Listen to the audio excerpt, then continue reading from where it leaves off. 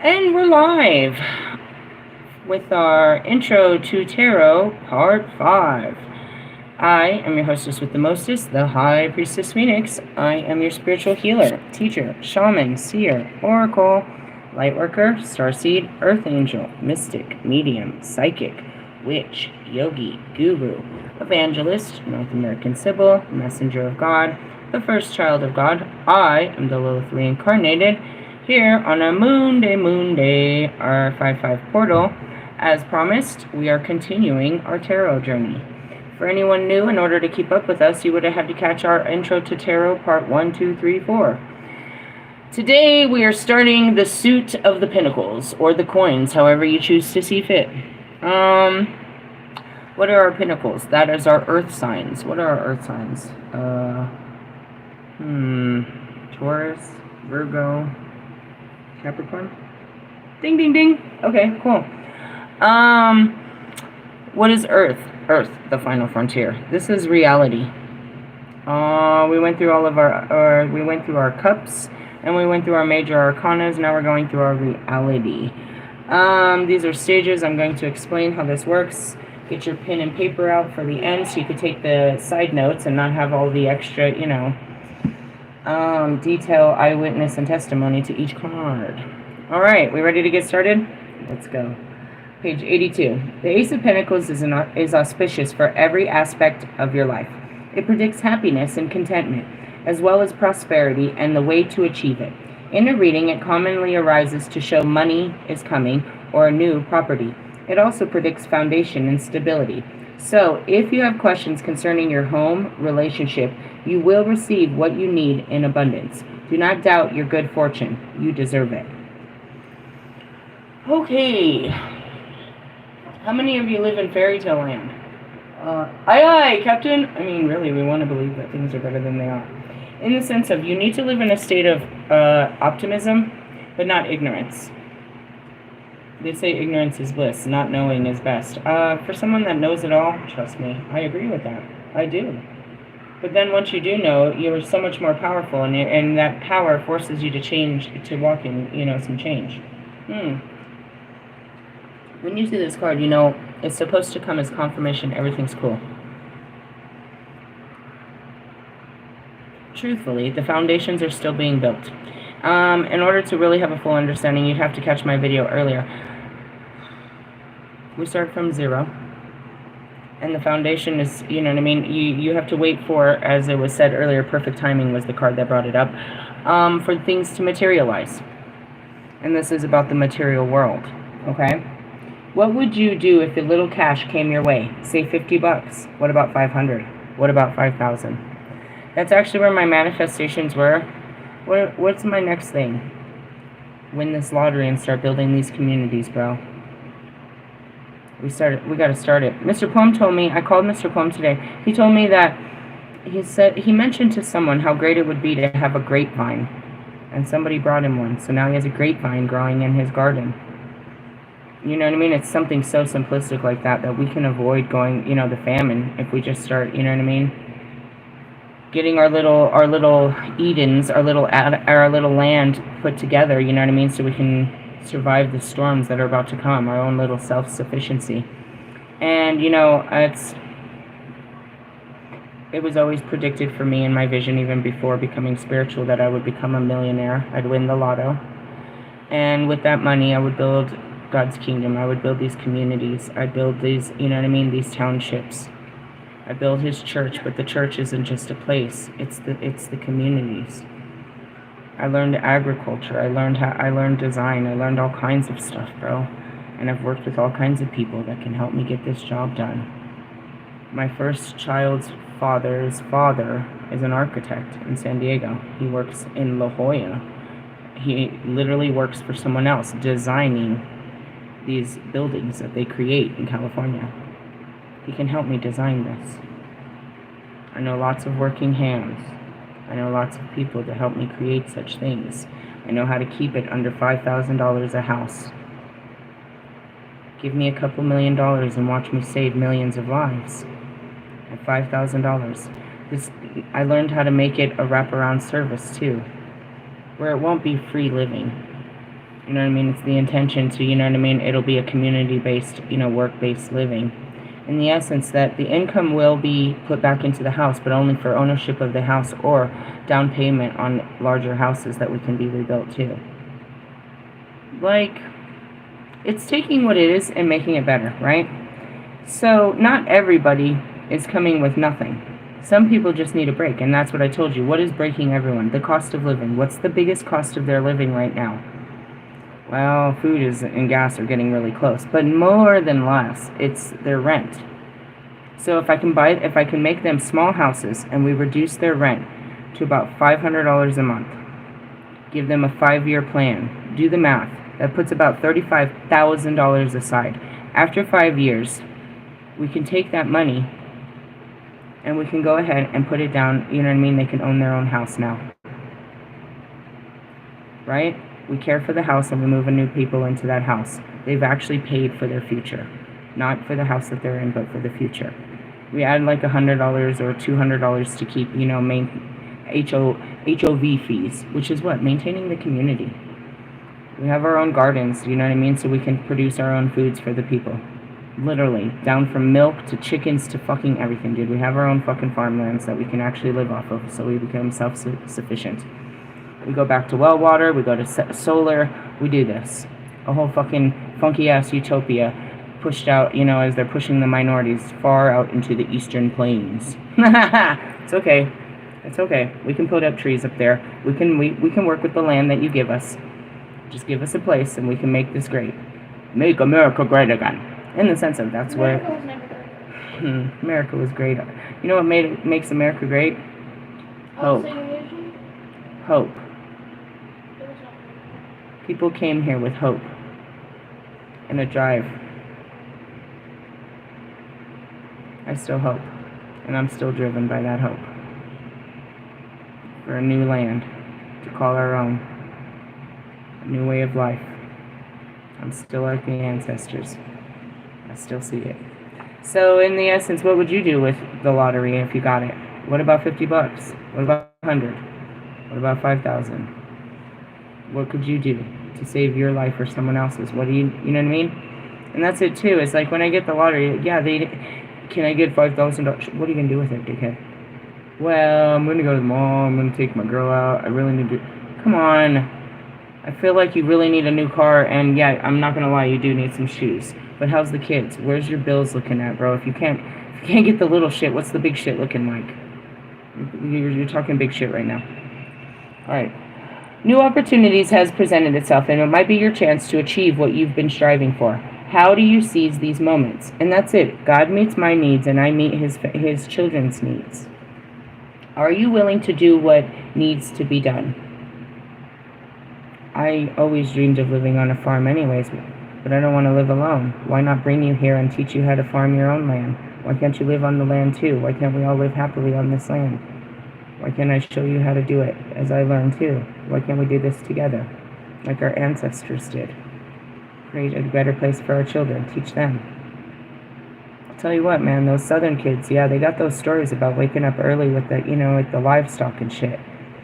That knowledge is what's going to keep them fed when we're over here starving because there's nothing in these stores for us to eat. I'm serious, guys. The reversal. The reverse ace reveals greed, holding fast to one outcome. Desperation can cause materialistic thinking. I've been holding out on looking in my bank account because I used to always live in that fear. Don't look. It's just gonna make you scared. So I never look. Finally, I faced the fear. I've got plenty.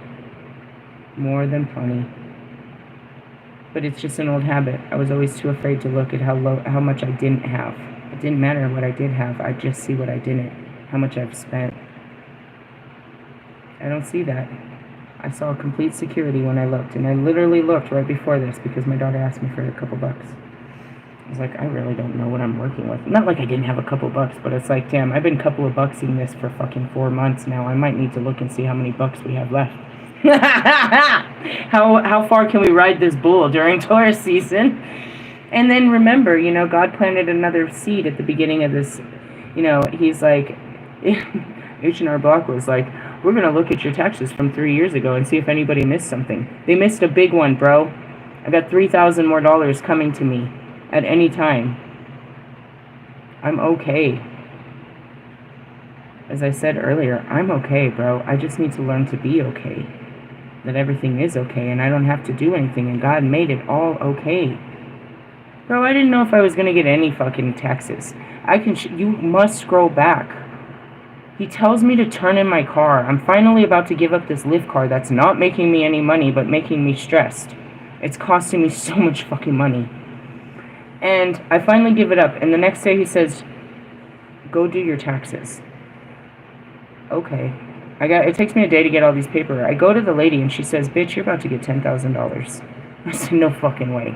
Unfortunately, I didn't. Some of this shit, they took like 3 or fucking however many $1,000 away. They gave me, right there at that moment though, when I had no money in my pocket, they gave me $1,200. I had no money, dude. God said, go do your taxes. They gave me an advance for $1,200, dude, that carried me through. And, I mean, seriously. And then, like I said, he's always done this shit. I didn't know I was going to get all that money because of the money I knew I owed in taxes. So they didn't come and they came and take what I owed them, and I got what was left. But then they're like, but wait, we owe you something from a couple years ago. And so it ended up, when it's all said and done, yeah, I'll end up with, I would have, made it through with like almost $9,000 out of nowhere. Out of just the little bit of work that God did let me do last year. He didn't let me work much last year, but he did let me work. You know what I mean? When I was camping up at Chief Hosa, dude, I was waking up at 4 o'clock in the morning, running down the mountain, leaving my children at the top of a campsite, bro, scared for their lives, bro, with strangers, leaving them at the top of the mountain, trusting them in the hands of God, and run down every day to go catch me a day labor job where I would do, what was I doing? I was doing construction cleanup. They were building brand new, beautiful houses in Erie.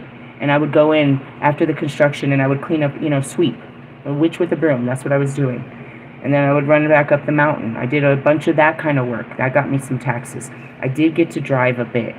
He gave me a Lyft car. I got to work at a, Walmart for a certain amount of time. There was a lot of these. I was doing snow removal. I was doing all these little side jobs that ended up making me, paying for this year for me. I didn't see that coming. I never know what's coming. And the point of this is you gotta know that God's coming, bro. When you're at nothing, that's when He's needed most, yes? Stay comfortable. Hold still. He's coming. There's too many of my videos, guys, where I had nothing and here it comes. And before I got the taxes, I literally had nothing. I'm sitting there outside of my car with nothing. Some guy comes and gives me $40. These people ask me if I have a pair of shoes. They give me $20. They're giving me constant free food at 7-Eleven, dude. Like I have this new friend that's giving me all this money and shit. God's taking care of me through people and places and things, bro. It's hard not to take care of yourself, to have the pride of taking care of yourself, but to sit back and watch the miracles of God and how He does it. Whoa, bro. And that's what I was talking about earlier. I had backslidden. I hadn't let Him. I was trying to take care of all things, But that's where it is. New opportunity has presented itself. Might be a chance to achieve what you've been striving for. How do you seize the moment? Are you willing to do what needs to be done? The reversal. The ace reveals greed. Yeah, that's what I said. In a relationship, someone becomes grasping and materialistic, wanting to keep everything for themselves. This card can also show gambling and reckless spending. Is there a financial decision you need to make? Write out some pros and cons before making any decisions. Mine is my car, and that's what Mr. Plum said. He said, what's going on with you? It's like, the only thing I can tell people that I have to think about is my car. I have to make a decision. Do I sit there and invest in this car, or do I buy a new car? It's not going to be a brand new car. I don't have income to buy a new car. But do I, you know what I mean? That's the only financial decision I have to make. And that's why I didn't want to look in my bank account. Because I felt like the bank account would make the decision for me. Make the decision harder, I suppose. I'm still in a place where I could buy a little beater. Where I could get my car fixed and still be okay. Or do I thug this out? That's the next thing too. Right? Do I thug this out until that next money comes and then buy the new vehicle? Or do I just wait for God to give me a brand new car? Do I wait on this lotto? Well, I'm so sure of it that in the beginning I believed in still. I still buy the tickets. Not the Mega Millions no more because they're $5 a ticket and I'm not, you know. But I do buy my tickets. Not as religiously as I used to. I used to buy them twice a week as told, both plays. Because I believe in what God wants. I believe it. And this is all I got to do is give him a couple dollars. Put a couple dollars towards this belief. And you know what I mean? A couple dollars to make a few million. How many dollars do I got to put in it? It doesn't matter, bro. I'm willing to keep watering this belief until it becomes real. Because I know this belief is not for me. It's for everyone else too. Why wouldn't God make this real? He's the one that gave me the desire. So, you know, again, your desire to be, you know, a Grammy Award-winning artist, that's maybe not too real. Did God give you that desire, or you just want what other people have? Moving on. Told you long testimonies. I mean, seriously, right? This is why we can't get through a whole deck. We'll probably get through a few cards, and that's about it. And that's why there's going to be so many episodes to this bullshit. But I can really tell you about the cards. Two of Pentacles. The Two of Pentacles shows making a decision and, in particularly, managing money. What did we just talk about? This is where we're at in reality. There may be temporary cash flow issues, or you'll need consistent effort to balance the books. On a more positive note, and that's where it is I can take what I have and stretch this forever. You're like, serious? Yeah, bitch. I lived off of nothing for years. The couple thousand I have left, I can live off of for the rest of this year if I'm tight enough. But God doesn't want us to be tight. He reminds me of that all the time. You went without for too long. I don't want you to go without anymore. You already went through the sacrifice. Here comes the reward. And I have to remind myself, I have to push myself to buy shit. Because I don't want to. I've come to a place of not liking it. Why? Because it comes with that feeling afterwards. I know how to avoid the feeling. Avoid the feeling of purchasing, or the guilt of purchasing by not purchasing. This is pretty simple. How do you avoid purchasing? Don't go out there wanting shit. Don't go out there wanting shit. Enjoy the beautiful things of this world, but you don't need to possess them. You don't have to have that dress. You don't need those shoes. You don't need this stuff. And the stuff that you really feel brings you such joy as soon as you touch it and you really want it, that is yours, my dear. And that's what happens. These earrings, I just put them in my hand and I'm like, I have to have them. I just have to. I have to. I don't have to convince myself no. I have to convince myself yes. That's my problem. It's never convincing myself no. It's an automatic no for me. I have to convince myself yes, I do need this. I do want this. This does make me happy. Otherwise, no, I already know. That's a no. No, no, no, no. Somebody's mom said no. Yeah, me. On a more positive note, the card says that if you pay close attention to financial and property matters, you will manage well, even on a tight budget. This too indicates fairness and willingness to find a good balance between work and personal life. The card often comes to show two properties and sometimes making a decision about where to live. This is all about Persephone too. Living in two places. Persephone, whatever. And it also goes back to the story of, it's not just that story, it's the goddess being pulled of two worlds. I can only spend so much time in my world. I can't, you know what I mean? It's called compromise. I don't want to give up my kingdom no more than you should give up yours. So we stand tall in both of our kingdoms. We have our time. You know what I mean? And in the story, no shit, it's a house in the mountains and a house by the beach. Because I wanted to hear the cry of the wolves, and he wants to see the waves of the ocean. It's in the stories. It's poetic. Where to live? I don't know. My daughter called me earlier too. She was trying to make a connection. It was kind of hard though, because I didn't really know how to connect. It's harder to connect with her. It's hard. In the sense of, what do we talk about? What are we doing here? That's what I said. What's going on? Like, what are you calling me for? What's the feel? What's up? She's just trying to reach out. And I think it's probably because her brother told her that he talked to me. He was like, I talked to Mom. And I sent him a text. I was like, I'm going to a creep fest. I think you would have gone if you were here. He said, yeah, I would have, Mom. Have fun. Because he's into magic and stuff. His favorite movies were Harry Potter. He so loved it. He used to take twigs and like make them into little wands and stuff. He loved the imaginary world when he was young. So, you know, him knowing that I'm a witch, he's like, I think that's where it all came from. I mean, I didn't really encourage it back then, but I enjoyed it too. What are some ways that you can cope with difficulties? You have a lot going on. How are you balancing your priorities? Are you good enough juggler, or is it time to cut back?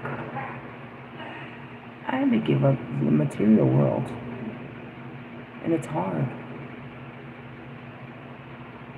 But God said He'd work with me in it. Meaning, do what they say, not as they do.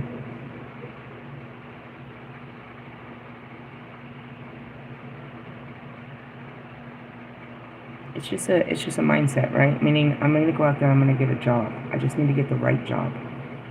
It's like, and she's like, you just need to go out and apply for jobs. And God said, do what they say. I said, why? He said, don't worry about it. You're not going to get any of those jobs.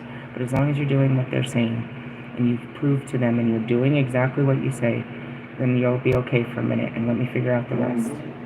Excuse you. That wasn't me, but it happens. Anyways, so that's what he's saying, you know what I mean? And that's what she said too. She gave me the same confirmation. She's like, she reminded me of Hugo. She's like, even the applications, it'll take them a week or two before they might even see it. And then they might, you know, put you in a first interview, a phone interview a week later. And then 2 weeks later, an actual sit down. And then not even start you till 2 weeks later. And then she reminded me that's exactly what happened in Oklahoma. It took weeks. Meaning she's not expecting me to do anything. She's just expecting me to keep trying real hard for these weeks until something pops. And that's it. That's what God said. Just go out there and plant the seeds, as they said. I'll take care of the rest. Meaning, don't break the rules. Follow the rules fully. Just don't go out there with that intention of this job is your only way out. That you have to do this, and this is the way out. If you don't get this job, you're not going to get a house, and you're not going to get out. Don't put your focus on it. Just do what you're told. Okay, gone. Which in essence brings me peace, because I'm living in two worlds. How am I going to keep doing this, but then get a job? How am I going to get a house without getting a job? How am I going to keep staying here without getting a job? And in essence, if it becomes a problem, He'll give me one right away to make sure that I still have a place to stay. Do you know what I mean? He knows how to keep it, you know what I mean? And this is just a place. This isn't forever. Some of these people have actually been here for like a year. Meaning they're waiting on housing. They have a job. They can't find appropriate housing, meaning their income doesn't meet housing. So they're on wait list. Or, you know what I mean? They're, you know, stuff like that.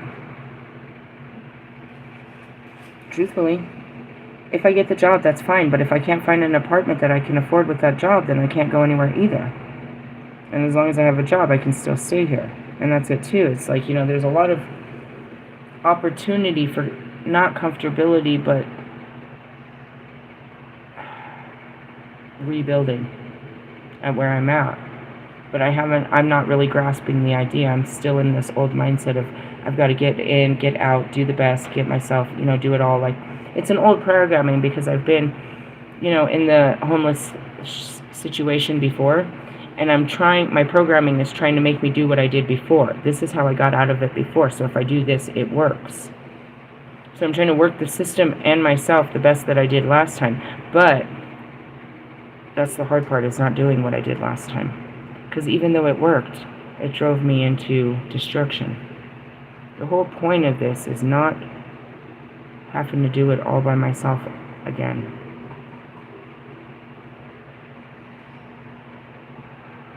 I built a kingdom that I couldn't hold by myself.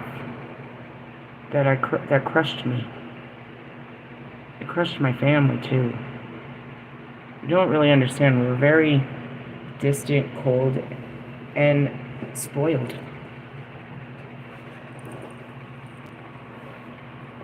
So like I told her earlier, my intentions are not to build my life back up to what it was, but into something I've never seen before. Much humbler, but still greater than it ever was. You know what I mean? I want that countryside home with the chickens and with all of that shit, and with family and with friends and with church and with a smoking section and music and all of that. But I don't want it by myself. I want it for a whole, you know what I mean, nation of people. I'm not thinking about just me, but how wonderful, you know what I mean, my idea could be for everybody. Got it? Get it? Good. The Two of Reverse shows egotism and pride getting in the way of practicality. Irresponsible spending and general reckless attitude towards money can cause hardship. In work, you may be dealing with an unreasonable boss who is unrealistic about what can be achieved. Oh, dude, there's always those bosses, bro, that are like, this is your fault. Bro, I remember working in the hotel. That was unreal what they did, especially around now. What do they do? Oh, man, what do they do? They would overbook the hotels. Why? Because they knew that there was a certain percentage that would never show up. Every time. It doesn't matter, dude. I'm working in the hotel for as long as I did. They never, it doesn't matter if you paid for it. You just don't show up. Life circumstances. So they wanted a full booked hotel room all the time. That's what it is. A perfect sale is a perfectly full. And so in order to do that, to achieve it, they overbook. They say they have more rooms available than they do. So that way they can fill up the rooms for the ones that don't come through. Right? They have a fallback plan, a plan B to fill up these rooms. Well, on really busy, overbooked, we call them citywide conventions that books up all our hotels. These people really show up. Me being the night audit, I catch the last group of them. That means everybody's already in their rooms. I have the last amount of rooms that are left. I have 3 rooms left, and 8 people are supposed to be coming in that door. And I have to make the decision of what, you know what I mean? I have to play God. And it's really first come, first serve. You know this, right? I can't give anyone any priority. I can't change your room. This is all we have. This is all that's left. You get the last of the pickings because you took the last flight, right? All accommodations, no, I have no extra fucking, there's no extra fucking microwaves. I can't roll down a fucking refrigerator. There's no maintenance people. I don't have a cot. I have this to work with and make your dreams come true. And it's the middle of the night, and it's just me and security. And I've got to sit and tell probably 5 people that I don't have a room for them. They just flew in from another town. They're supposed to be here for 4 or 5 days. And I know for a fact that there's no other rooms within the city limits. And I have to wait until they arrive, praying they don't arrive. Wait till they arrive to be the bearer of bad news, to destroy their whole trip. How often? Oh, fuck. A lot. They do it all the time. My job was, the best I could do was try to find a sister hotel or another hotel outside of the city limits. Now, when you're in the day shift, the first thing you do at 7 o'clock in the morning is you call the other hotels and see what they have available. What are their numbers for today? How many do you have going out? How many do you have coming in? What is your occupancy? The day people don't know why they need that. It's for us night people. When at the end of the night, we need to find somewhere, we need to find a bed for these people, because our hotel is about to fuck people. And that's why all the hotels call and do this courtesy check between each other, because it's a common rule between the hotels. Has that ever happened to you? Where you got to a hotel and they said that they were all the way booked, and you're going to have to contact the people that you booked with, your third party? It's a system, bro. It's not an accident. They do it to everyone. They ruin people's lives, bro. The hotel industry does it across the board. They're looking for a perfect sale. In order to do it, dude, they oversell. Don't you do the same thing when you take your merch out? The more you want to have more, you know what I mean? It's better to have more than less. That's their motto too, bro. And they be ruining people's lives. People don't put down $1,000 to stay here for a fucking work-related convention that they have to attend. It's part of their promotion. And now they've left their children. They're on a strict income from this weenie job that just told them to pay out of pocket, and they will reimburse them when they get back. Now the hotel that they just paid for is fucked off, and they've got to pay for another hotel out of pocket. They've got to find transportation. They've got to find all of this shit. Lord forbid they had flight issues and miss their flight and have to buy another flight too. It's a fucked up world out there, isn't it? Hard times, bro. Think about the other people on the other side. And at the same time as this is happening to you, you're not the first. You may be dealing with an unreasonable boss who is unrealistic about what can be achieved.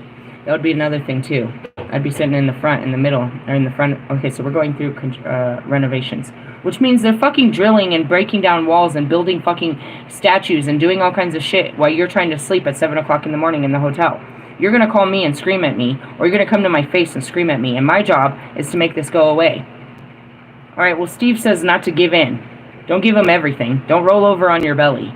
You know what I mean? Do what you can, but don't. So then I'd get to a place where people would be in my face screaming at me, I want to talk to your manager.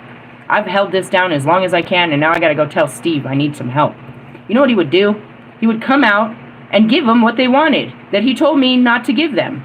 Make me look like the bad guy. We had a saying, me and this girl. It's like, if you're not crying by the middle of your shift here, you're not doing your job properly. Working with him, oh my God, I'd cry. So would the other girl. I can't remember her name. She was always trying to get me to go in halves with her on some stretchy pants. She always told me about these fleece leggings. We need to get them. They're buy one, get one. We should get them. Why did she think that we would both fit in the same size? I don't know. Maybe we did. The card also can show an ending of a business partnership due to financial difficulties. Are you experiencing needless pressure at work or financial troubles with another person? That's it too. We're out of Pepsi.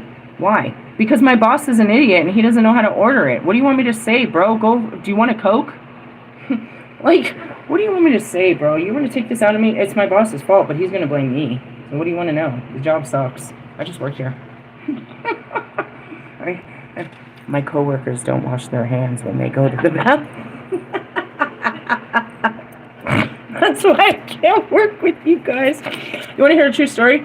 This is really happening. You know the Denny's? I don't know if it's still there. The Denny's on... What fucking street is that?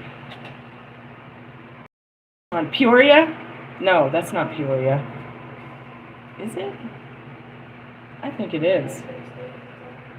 I think it is. No, that's not Peoria. What is that fucking street? I can't remember. Oh, God, I can't remember. That's not a problem because I can't remember anything. It's in Montbello. Anyways, that Denny's. I worked there for like a week or two, right? And I was working there, and I'm sitting there on the outside, and this general manager comes in, and he's like doing his little walk around. This is corporate, right? He's like the general, like the district manager, and he's checking out our store, and he's like, you know, seeing if we're up to fit. And he goes behind the line, which is in the kitchen. They call that the line, that window where on the other side they cook all the food. They call that the line. He goes on the other side, and I watch him, bro. He sticks his bare ass hands into the tin where we have the already made, you know, bacon, and he pulls out some pieces and starts eating them right there on the line. I quit the job right then. You serious? I swear to fucking God I did, bro. I have quit jobs for some really petty reasons, but I had my reasons, bro. I can't serve food when you're over there eating out of it and dropping crumbs on the fucking workplace. I'm gonna throw up, bro. I don't want to eat here. You're like, that's probably why God won't tell me which Denny's it is. Where's it at, bro? Why can't I see the name of this street? You're like, what's the name of the street? It's right there off I-70 in Montbello. You get off I-70. It's right there next to the light shade. Fuck, I can't remember the street. Sorry, I go blank. I am such a blank man. Yeah, let's move on. 3 of Pentacles. I went to the 4. The 3 of Pentacles shows rewarding work. It often shows that you are ready to let your talent shine in public. Launch a business, give a lecture, or teach or preside over an important event. That sounds like me. In domestic affairs, the card can predict building or improvement work in your home or putting a property up for sale. This 3 is also a good card for creatives, predicting a project that will finish and be appreciated. There we go. I want to point out that you'll hear this throughout. A lot of it is about, it's good for creatives, musics, writers, poets. Creativity is a form of expression. And when we're talking about growth, there's a lot of expression to be had. So you'll hear a lot of these new creative projects coming to form as we talk about the whole tarot. Close that. Enough. Close the door. Thank you. Let's see. Predicting that projects, yeah. The downside as you succeed in the touch of envy you may sense around you. This jealousy is transitory and will not harm your progress. Yeah, people get really jealous as you start figuring shit out and start becoming happy. Well, I should have done that. That was my idea. It could have been your idea, but you didn't act on it. You were just thinking about it. How do you feel about having success? Did you earn it by pulling your own weight? Are you concerned about how others might see you now? People challenge my authority all the time, but they don't realize where it came from. First off, it's from God. Second, what gives me power is the weak shit that I've been through on my whole life and the ability to just share those stories and transform those stories from horrible tragedies to triumphant victories. That's the story of an alchemist. They're very jealous about that. I can tell you one in particular, my dark twin flame, who's always trying to compete like he's ever had some kind of adversity in his life. Why would you wish for hardships? You're asking for it, motherfucker, and you wonder what's coming to you. But in the essence, it's like people, they envy your win, but they were there for your fall. You know what I mean? Like, they never thought you were going to win because you were always in a fallen place. They were comfortable with your low, you know what I mean? You being a loser. And now that you're a winner, they're not comfortable with it. But they didn't give you any attention while you were fighting the good fight of, fighting not to be a loser, to become this winner. You know, there's a lot of people that it just turns into jealousy because I won. What did I win? The battle of myself. And in essence, I became something more than myself and everybody else outside of me. And that's where they try to challenge. But in essence, I showed you the battle in order to inspire you to battle yourself and become bigger than everyone else too. Instead, you think that you have the audacity to want to battle me, seeing the battles that I've taken on, and think that you would win, or that I would even fight you when I've already got bigger fucking, you know what I mean, bigger devils to handle.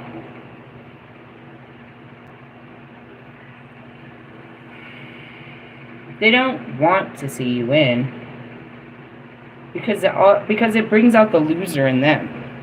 It really has nothing to do with you. Me saying that I had plenty of money and that I'm fully taken care of really irritates the shit out of people.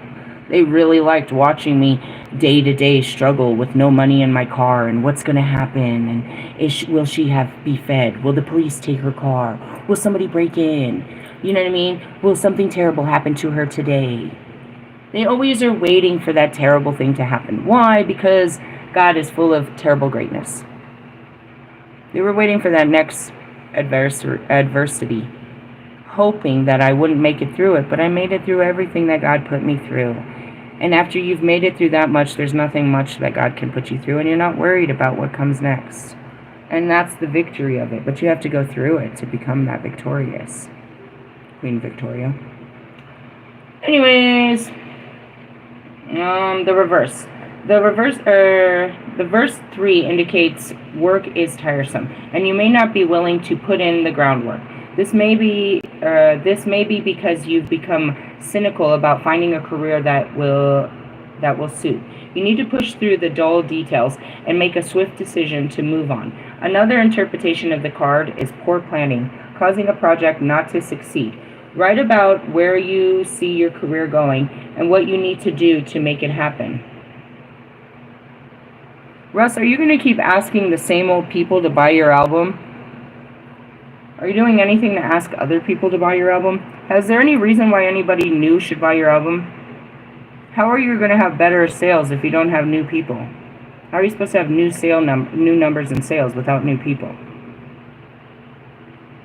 Aligate, how the fuck is a song a week gonna make this any better for you? How does this create more money? It just created more work. Trying to be like Russ. It's not working for Russ. His ticket sales are... he's not even worried about ticket sales yet. And the fucking... I don't even understand what he's doing, dude. He's got a fucking tour in 2 months and is not even looking at the ticket sales. He's still looking at album sales. This is called poor planning. He has a manager that he calls Milan. We can put it all on him, but we know damn well that Russ is in charge. And when the shit falls down, he'll always say my team. He won't say Milan. My manager Milan, this is his fault. And he's not at fault, right?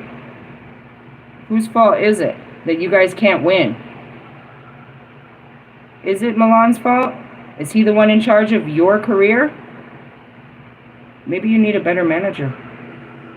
Or is it you, Mr. Independent? I want Independent Album of the Year. That's making all your independent decisions. Who's the reason that you can't sell? Because you keep doing the same shit you always did before, expecting a different result. It's literally insanity. The reason that Marshall wins is because of his management company. And that goes back to every single other artist that's ever been managed by a label. They win because they have a whole team, that their job, their whole position is based on winning. You do not get to keep this position without me winning. And that goes back to pretty much any, great... I'm seeing Max. If Red Bull doesn't provide him a winning card, Red Bull doesn't have him. Your managers don't know how to market or promote your music. They never have. You're using your girlfriend's best friend as some kind of creative director, and all of your shit is creatively trash. You're using a bunch of people that have never actually done these jobs, that are, you're giving everybody an opportunity to get their feet wet, and all they're doing is drowning you in it. They don't have the expertise that you need to play with the big ballers. Accept that they're not going to get you there and that you can't get there. Or leave them alone and maybe keep going after it. But understand what's holding you truly back. And this is, the card is poor planning. A cause for a project not to succeed. Where do you see your career going? And what do you need to do to make it happen, Allie? Logic. Royce, where's your career? Did you retire? I pulled that card today by accident. Not by accident, when I was shuffling the cards. I got the retirement card and I laughed because I already knew that. Where do you see your career going, Lewis? And what do you need to do to make it happen? Do you have any control of that car winning? Poor planning. What are you planning? The past? You're trying to do what you always did, thinking that it's going to work. It didn't work before. This is where we're going to stop, because this is you. Out of control. Four of Pentacles. The Four of Pentacles shows a need for stability and establishing a firm foundation. If you have suffered past hardships, the tough times are over, as now your hard work pays off. That would be me. While this doesn't indicate a huge windfall, you will have enough money and acknowledgement to feel satisfied. This card also shows protection of assets and traditional value. In work, you will attain a position that is very secure, and that's because nobody can do what I do. They can keep trying, but they haven't had the healing to actually teach people how to heal. Even the videos I share with you, they're just false images, AI images of somebody reading out of a book, somebody taking all these other written scriptures and telling you this, repeating other people's words. I walk it like I talk it, bro. I have a fucking story behind every one of these cards, every time I pull them. An additional meaning of the Four is a miser, but this money has come from hard work. You'll value what you've achieved and for now want to keep it for yourself. Think about a time when money was tight. Does that inform how you spend money now? Yep. Just got used to, I mean, it was a change. We never really, again, I had plenty. I really always did, until God said no, to stop. I always kept chasing, so I always kept collecting. I was a really hard hustler. You know what I mean? I had invested thousands I had gotten into a car wreck. I told all the story about it. After homelessness, worked at the hotel for a little bit at a time. I got my taxes, got me a brand new car, decided I'm going to take my kids and my family, we're going to go on a real vacation. Took my brand new Pontiac Grand Prix across town, or across America. We went to Legoland, and then I drove down to Miami, and I flew my homegirl down, and we had like a night out, got a babysitter, had some fun, and then I drove my ass home. And then a couple weeks later, somebody totaled my car when I was working a brand new job for UGG. You know the shoes, UGG? I was working for Deckers, and she totally damaged my whole new car. It took a couple years. I called Frank Azar, the strong arm.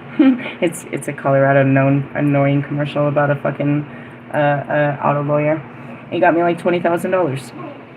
I used that money, and I started investing that money into my music career. I got me a new car. I started using that car to work. I got me my little Mazda, and I started to work Lyft. So that was my new income. I was making hundreds of dollars a day, and then I had all this money, so I started investing into music, right? I bought this huge fucking, I don't know if it was 10, 20-hour package from the studio. I was about to get all into it, and then COVID came, right? And shut us all down. So I lived off of that money and shit for as long as I could, but then it disappeared. More COVID money came in. I bought a new car to go, you know what I mean? Because I was a Lyft driver, I was eligible for such things. I had all of this extra money. When COVID let go, we went on a couple of vacations with the money I did have, because they gave money for the kids too. They gave us plenty of money. We went on some more vacations, and then as soon as it let off, 2022, I got back to music. Started putting all that money into music, thousands and thousands. I made videos. I was buying full leases, you know what I mean? Unlimited leases to my music. Not full rights, but unlimited leases. These were $200 leases to each one of these songs. Then I was buying hours and hours and hours of studio time. You know what I mean? And then I was doing all of this shit. So, I put so much into it. And I still was doing good until God said to stop working the retirement card. And then I just, little by little, I had to wait till it was all gone. And it got sketch. Then I went through my credit cards, and that was it. Before I knew it, I was a broke bitch on welfare again. I couldn't believe it. I'd lost everything. But I surrendered. I did it in the name of God, not because I had a drug addiction, not because I was gambling. I mean, I literally gave up everything I had. I was on the very verge of a music career. I still had everything going. I had 2 cars. I had my Lyft going. I had everything going for me. But God said to go a different direction. And so, like I said, I didn't have a problem with money. I learned to not have money for the next 2 years. It was hard. Even that first week. I think there was like a day that I went like almost to like 5 o'clock in the afternoon. By that time, you should probably just stop smoking. But I was so mad at God that he didn't provide me a pack of cigarettes by then. He took care of all of our needs, dude. Seriously, he didn't just take care of my cigarettes. I had a pack of cigarettes. I had a bag of weed. The kids had internet. We had plenty of food. We always had clothes. We had everything. We had gas. We had everything we needed. Every day since I've started this. But it's hard because I remember the days of all the things I had on my own. And I kind of yell at God like I did better on my own. But I didn't. I did it with him. You know what I mean? And in essence, it's like I didn't get a chance to see what my music was going to do. I didn't get a chance to invest into my music, and that was a hard thing to do because I believed in it my whole life. My whole life, I always was around the music industry. I would promote other artists. I was always in the music industry, at the shows and stuff. Not a groupie, not sleeping with people or anything. always in the vibe, always networking, always backstage, always taking pictures, always meeting people. You know what I mean? Always interlinked with all of them, with the local artists to the artists that were coming into town. All of the big venues, I was always there. The radio broadcasters knew me. You know what I mean? Everybody, they all knew me. And the thing is one day, as I'd sit here and watch everybody in their sunshine, one day I'm going to make an album. One day it'll be me that I'm introducing to the world. Because that's what it was always about. Oh, this is so-and-so, and this is this, and this and this. It was always, you know, one day it was going to be about me, and I made that album. It was all I ever wanted out of this life, was to make that album. Realistically, again, going back to it, it was never about a Grammy. It was never about money and fame. And I said that in the beginning. I wanted to make an album so that I could tell the stories about different women like myself, that could be part of both worlds, that could be man and woman and still chase their dreams too. I showed that by making the album alone, so there was nothing more to do with it. And just doing what I said I wanted to do, I accomplished what I said I wanted to do. I didn't really have dreams of being on stage. I've been on stage many times with other artists. I've been across many stages and looked into many, many crowds. It wasn't something I needed. But God still gave it to me. My first show was New Year's weekend. That's like the biggest weekend to be an artist, bro. New Year's? You want to be on somebody's New Year's set, bro. If not, you're a loser. As an artist, bro, you want to be booked for New Year's. My first set was New Year's, Friday, New Year's Eve. Well, New Year's was Saturday, but I got the Friday set. I was so excited. And I had worked with all the best artists of the, of town. And I got to perform, 3 songs. And it was amazing. Nobody came, but I lived my dream, dude. And then he gave me another chance. I forgot too. I performed 2 other times. He gave me a chance to perform on the 303, which is Colorado. I was supposed to perform at the Kava bar. But when I got there, I realized it was a spiritual place, and I didn't feel right performing my music for spiritual people. Later, I learned that would be a comfortable place where I'd always feel right to go and open cards and all kinds of stuff. You know what I mean? And I also performed downtown for some other thing. I don't remember what time, but he gave me another set where I performed at one of the clubs downtown. Another couple of songs. I had like 3 performances, a couple of performances. I made a couple videos. I did lots of, learned lots of reels. I learned a lot of stuff. I was really ready for it, but God had other plans, and I had to let it go. And it was hard. Only to come back, and now he wants me to write it again and do it all over again, and it's actually so much better, you know what I mean? I didn't do it for the fame and the fortune. I did it because I wanted to, it made me happy, because I had something to say.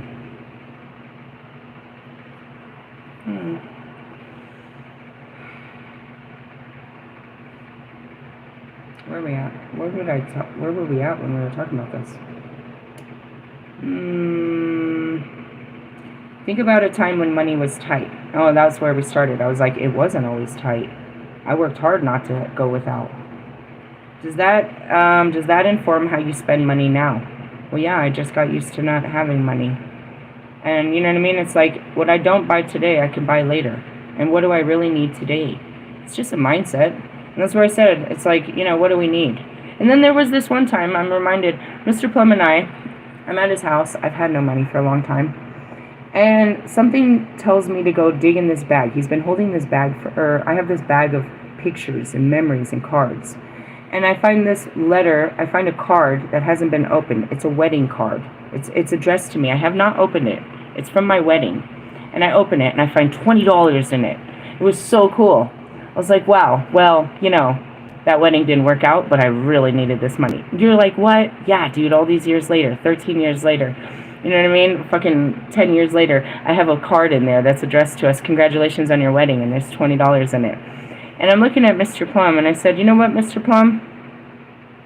Let's go get some Taco Bell. He said, are you sure? I said, Mr. Plum, I got everything else I need. All we need tonight is a good meal, and I don't need to stand in that kitchen making it. We don't eat out much. You want some Taco Bell? Yeah. Well, let's go to Taco Bell, Mr. Plum. I think it was $25. And that's it. It's like, you could have used that for... Bro, I could have, but you know what I used it for? Something to make us happy. At that time, all we needed was a good meal. I was really tired from the day. I didn't know what I was going to make for dinner. And here it came, and it answered my prayers. You know, when those people gave me that card when I was getting married, yeah, you know, they thought I would spend it on who knows what. Little did they know that this money was going to come back to me when I needed it most. Fucking 10 years later, and I'm hungry, and I'm poor, and I'm alone. Funny, right? True story.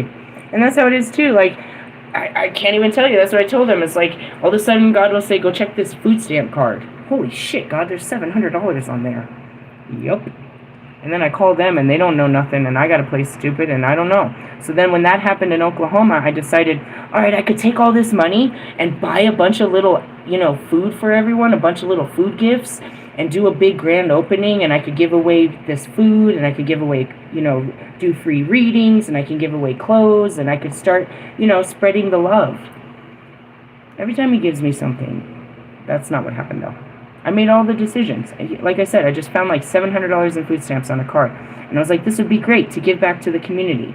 So I go over to Prudence and I try to set this up where I could get like 500 little meals and pass them out over at the little place and pass out my cards and, you know, do little healing sessions with people. And then I'm sitting there and I'm like, God, what's next? God's like, you better sit down. We're not doing any of that. Simple shit, dude. All of a sudden God tells me to go to the store. He said, go buy a pack of cigarettes and a lotto ticket. I have no money, God. Okay, I have $2 for the lotto ticket. But he tells me to go into this gas station and buy a pack of cigarettes and a lotto ticket. And I don't have no money. So I go in, and I don't know what I'm supposed to do, but then he's like, use your credit card. God, that credit card doesn't work. Use the credit card. I use the credit card and it works. I get online. They have credited me $5,000. What? Yeah, bro.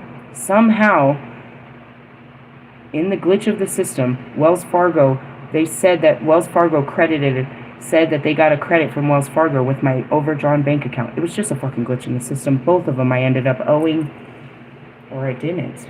None of this is on my credit. You're like, really? I've got the videos to prove it, bro. He just does it, bro. Just find money. Just shit. Like, it literally, I was telling Oscar, I was like, money doesn't rain from the sky. And then I was like, wait, it really does. It really comes out of nowhere.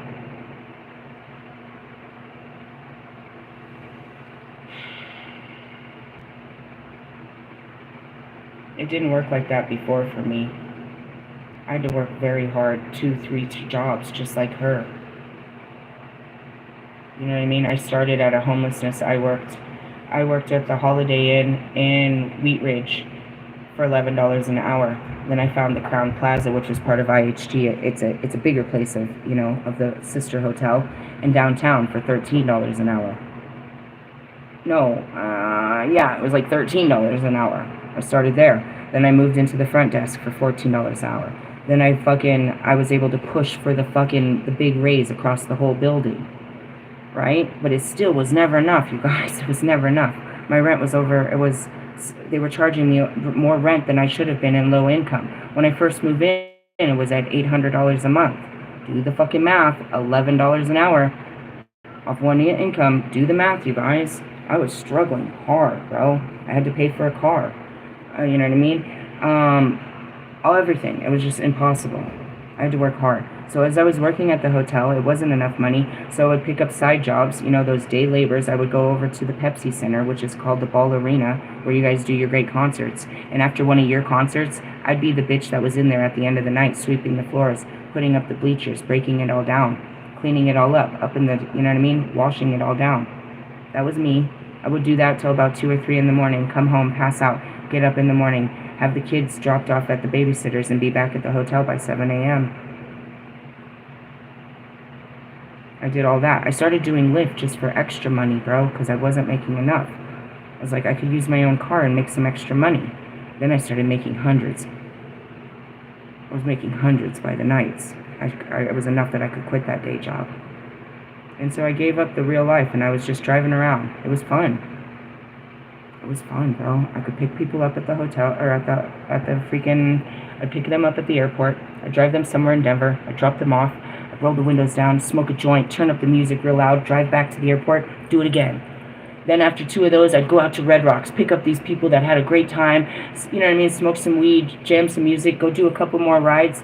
About 1, 2 o'clock in the morning, go crawl in bed, and I'd be good. Send the kids off in the morning, write some music, you know, enjoying my days, take a couple naps. I wouldn't go back out to work until about 8 o'clock at night. It wasn't a bad life. I figured it out. I made it work. It worked well for me, dude. I had an okay life. But God said it was time to give it up. Because really, I was just working too hard. And that's what I told Bobby. I was like, my mind just tells me what to do. I just go from one thing to another. I'm always busy. So that must be exhausting. I don't know any other way. And that's why I can relate to you guys, jumping from one idea to another. As soon as that's what I would do. The whole time I'm doing something, I would hear, but what about this and this and this? And you got to take out the trash, and you got to walk the dog, and don't forget this, and then there's this bill, and then there's this, and then there's this, and then there's this, and this, and this. And it would never stop. As soon as I could finish this and get to another thing, then it would be a brand new list of shit. Silence the ego. It was a painful ride to wake up. It's painful. When money comes in, do you set some aside for savings? Is there a difference in the things you should be saving for versus what you want to save for? This is a good question. What are you saving for? Are you saving for the end, or for a rainy day? And if so, why are you afraid of that day? There's a couple things to be said here. This is a two-edged sword. One, meaning always saving means you're always waiting for something bad to happen and you want to be secure in the future. But at the same time, is not planning for the future is going to have us fucked up too. We're all ignorant to the fact that we're about to run out of food. Some people are fully aware and they've already started saving. It's all over. China's not sending us shit. Who do you think's going to give in first? Are you serious? Between Trump and Un? Neither one of them care about if we go hungry. You know what I mean? Or I know Un isn't that, but I'm just saying it's like this isn't going to end well. We should be planning. But at the same time, for the rest of you that are always saving that nest egg, I talked to a person from my past. She was my best friend, and she had reached out to me, and we're trying to connect, and she tells me that she just works. Her and her husband just work. They don't really take vacations. They're just, waiting till retirement. And I asked her straight up, because I was like, well, what does that look like? Is it like a date, or is it like a number? Like, you guys stop working at a certain age, or when there's a certain amount of money in the bank? And what's that number? Whether it be the age or the money. How much money is enough for you could feel safe? I have billionaires, Kanye's a billionaire, and the millionaires that I talk with, but they still don't feel safe with what they have. They have to continue to search for more. There's no safety in those millions and billions. Right? So I say to you, what is that number that makes you feel safe? And if you don't have that number, you don't feel safe. Are you not safe without that number? How does that number provide you safety? If it all sits in a computer and then all of a sudden you wake up one day and it says 0. Guys, as much as the computers put numbers on there for me, they can put the number 0 on for you. And it is in the future. They're going to flush the fucking system. They'll act like it's an accident. And everybody will have nothing.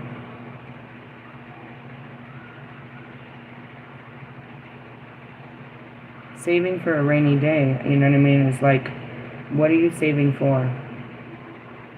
And will that really stop the rain?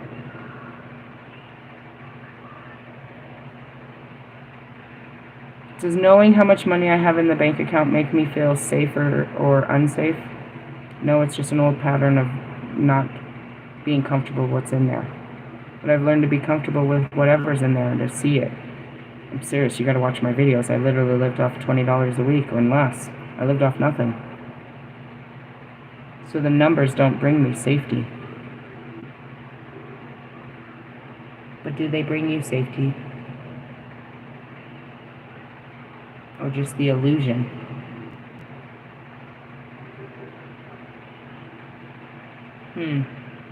Reverse. Reverse 4 reveals an overly materialistic individual who holds fast to status and possession. Try to let go of insecurity, as this can feed a belief that you'll never have enough. In work, the card can reveal that you miss opportunities because your confidence is low. It can also suggest a person who is showy or smug. In a position of power over you, you may find this individual controlling or self-centered. Write about things you feel you don't have, or about a person you feel is obnoxious about what they do have. Oh, are you talking Mr. Love Language? My love language is Apple Pay. I love to give my cash away. And he loves to say this to the poor girl. Is he attacking the poor girl or justifying his poor relationship? Is it a rich relationship? Sorry, they started it. You're obnoxious. But he said it himself. The question is, if that's your love language, then, as I said before, you are unloved. Because nobody gives you any cash. Nobody buys for you. Nobody buys for you. You are a sugar daddy. The love is one-sided. You will see that the love is very one-sided. If this is your love language, gifts and services is what they call that in Dr. Phil's marriage boot camp. Yes, aye, Captain. I graduated that with a full divorce decree. Ha! No. I invited Bobby to my divorce party. He didn't come. Maybe he'll invite me to his, and we'll break this.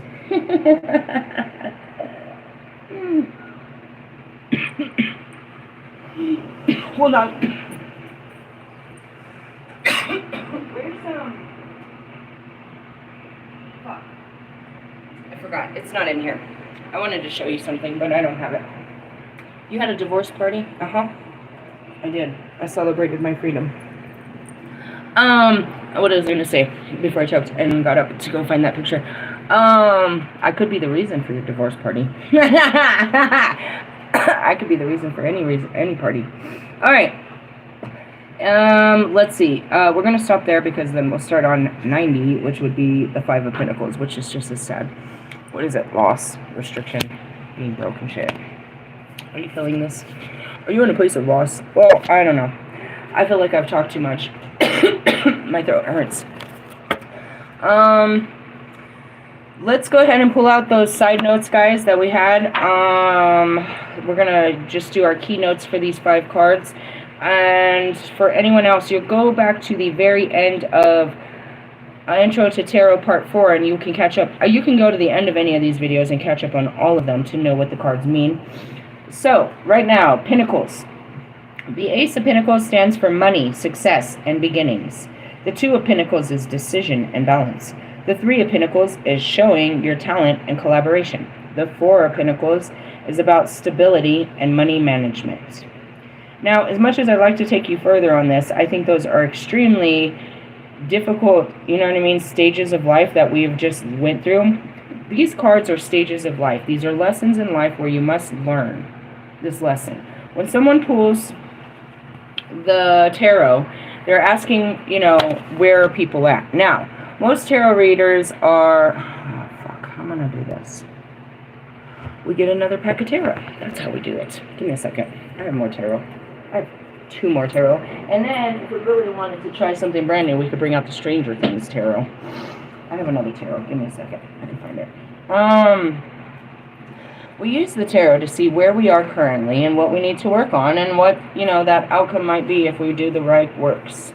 We take it at full face value. You can look through all of my videos, and that's how I do it. I usually pull 3 cards when I'm going through the Black Moon Lilith. Now, each of these cards will tell you You can go to any reader, and they all ask their cards different stupid shit. Let's check on the person that's not talking to you. No, I don't ask stupid shit like that. Okay, sorry, I was digging out. Which ones are we going to look at this time? Well, we were talking about Metatron and its cube. We're going to look at the Quantum Tarot. It's another one I have. I'm going to just use these as an opportunity to do a quick spiritual spread. Now, this is where the ignorance comes in. Again, I was wanting to bring these out because the Roman numerals on the top of this card I do not know off the top of my head. So this is where other tarot readers could get me. You're like, I know what that card is. Not by the imagery, but you know what it is, but based on the Roman numerals. I don't. So now I don't know what the image is or the number, and I got to look it up. Something like that. But then we look at the picture and we're like, oh yeah, that's exactly what that is. All right, so we're going to dig. You heard me shuffle. Current energy. The Nine of Wands. All right. Because this breaks it down in, scientific matters, we're not going to. I'm not going to do that. We're going to go ahead and just look out of this book. The Nine of Wands would be, bink, bink, bink, bink, strength and perseverance is what really comes out of here right away. I don't have these cards, all of my cards set up in suits, so I'm going to jump to it. Nine of Wands. The Nine of Wands shows that you are in a very strong position. You've fought long and hard to get where you are, particularly in work. Being constantly vigilant can be exhausting. Use your energy wisely. This influence will not last forever. This card can also highlight the fine balance between being adequately defended and being defensive. The Nine often shows a person who is fearful that his or her idea or other work will be stolen, and an unwillingness to hand in an assignment or to make your work public in some way due to fear of rejection or criticism. Holy shit, did you get me? I mean, it's not that, but once I throw it out there, I do become the circus act. Once they realize I know everything, bro, it's going to be a problem. I become a problem to everybody. But especially the government wants to know some shit. Everybody wants to know some shit. What do you think the government's going to do when they realize the powers I have? I have rights, Thank goodness for that. But in the essence, yeah. It's not about the criticism, bro. It's about the control, the manipulation, once they realize that I can tap into all creation. It's almost like, why do they want to catch aliens? Pretty much. Alright, think of a goal you reached and the kind of adversity you had to overcome. Was it worth it? Would you do it again? Yeah, I'd do it better, says Kobe. I didn't have a choice. It sometimes seems like it isn't one thing, it's another. You might feel as though your work never ends and others are arrayed against you. But at the end of it all, you have what it takes to succeed. What are some of your current difficulties, and how can you overcome them? I just need to make a decision about my car. I keep telling you that. I don't really have anything difficult right now. I don't. I can make them difficult. I don't really. What's the problem here? Nothing. I don't have a problem filling out applications. I don't have a problem fucking doing any of that. Go ahead. With the reverse nine, you endure strong opposition, which seems unfair. This situation is demotivating, so you become fixed on getting through tasks without enjoying your work. Eventually, you could be the one who is obstinate and inflexible in your attitude. The card can also show issues with boundaries. Someone may be invading your territory, or you are veering into an uncomfortable territory for them. Write about what this might mean to you. On page 155 portal, new beginnings. Alright, sure. That's our current energy. Where's the rest of these damn cards? Oh, they're over here. Hold on, we're gonna have dinner right after this. I'm gonna have to get us something to eat. What's our spiritual work at hand?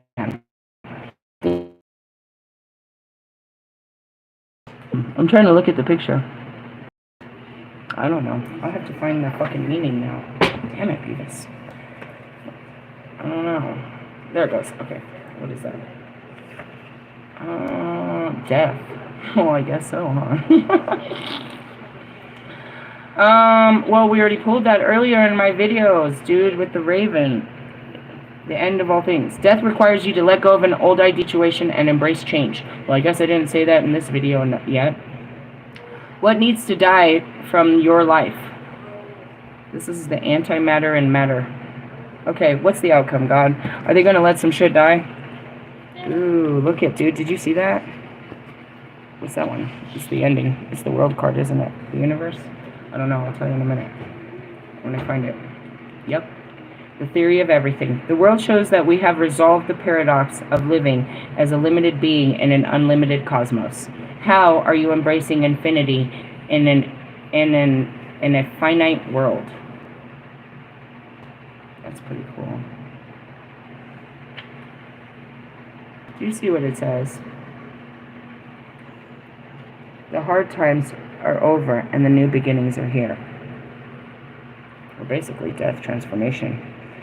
That's what it says. You've gone through the hard times. They've come to an end, right? This is about, you know, overcoming hard times. This is about them ending. This is about the new beginning.